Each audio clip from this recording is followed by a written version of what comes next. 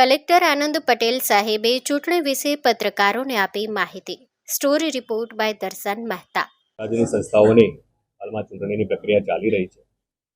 આપણે સૌ જાણીએ છીએ કે આગામી 26 એપ્રિલના રોજ એટલે કે આગામી રવિવારના રોજ મતદાનની પ્રક્રિયા યોજાનાર છે.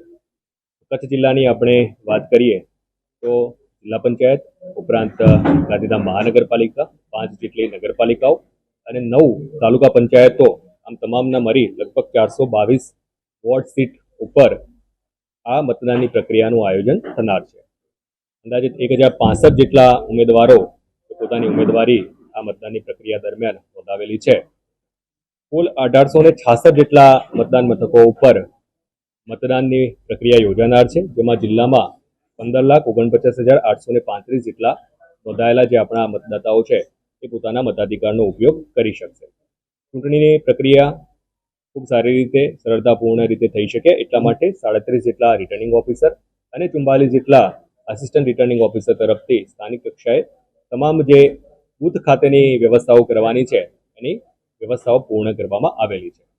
જો આપણે મતદાનની પ્રક્રિયામાં ભાગ લેનાર પોલિંગ સ્ટાફની વાત કરીએ તો અંદાજિત 9,000 જેટલો સ્ટાફ અને લગભગ 5,000થી વધારે પોલીસ સ્ટાફ, આમ કુલ મળી લગભગ 14,000થી વધારે સરકારી તંત્રના, વહીવટી તંત્રના જે અધિકારી કર્મચારી છે એ આ ચૂંટણીની પ્રક્રિયામાં આખી પ્રક્રિયા સરળતાથી થઈ શકે એ માટે કામગીરી કરનાર છે, પોતાની ફરજ અદા કરનાર છે. 26 તારીખે જો મતદાનની પ્રક્રિયાની આપણે વાત કરીએ તો સવારે 7 કલાકેથી મતદાનની પ્રક્રિયાની શરૂઆત થશે અને સામાન્યતઃ સાંજે 6 વાગ્યા સુધી આ પ્રક્રિયા આપણી ચાલનાર છે.